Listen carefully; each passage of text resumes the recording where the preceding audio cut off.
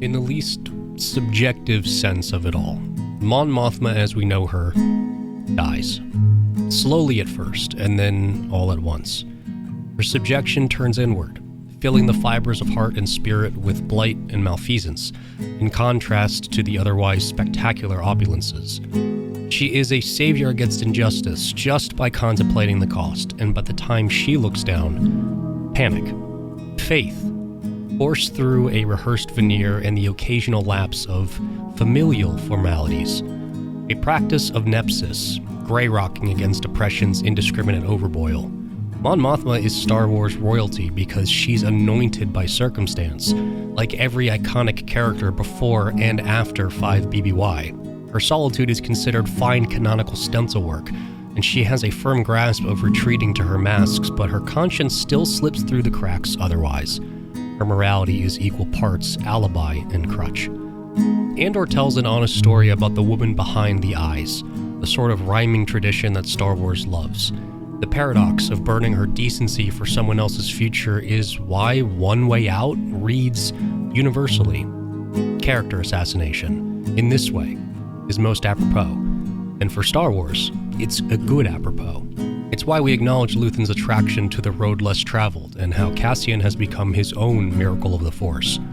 As a servants to empathy, we call upon the mother, the senator, and the woman, all victims of larger corruptions.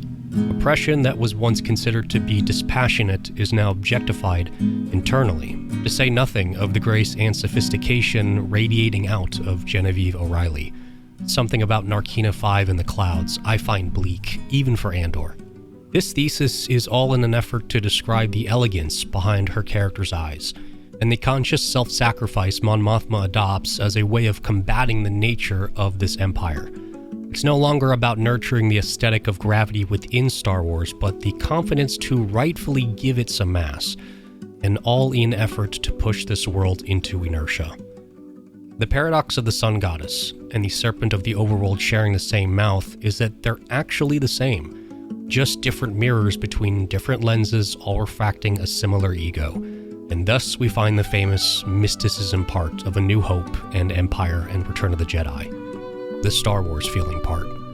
A first-class demonstration in how this universe will and still does carve out its cinematics when the time is right, written to be self-communicative and colored sonorously. I read a passage in The Years by Annie Ernaux that I'd like to share. Like any language, this one created hierarchies, stigmatized slackers, unruly women, underhanded children, satyrs and wastes of space, praised capable people and industrious girls, recognized bigwigs and higher-ups, admonished, life will cut you down to size. Less elegantly, I'd like to add, once the seed of rebellion is planted, you can see it reciprocated everywhere. Luthen uses these as cover, and continues chasing the unmuted sunrise he's convinced exists, a dangerous alibi for a man of conviction. But Mon Mothma is not like Luthen. Mon Mothma is the beauty of being a messy human, attached to our aesthetics, the inertia behind the ego.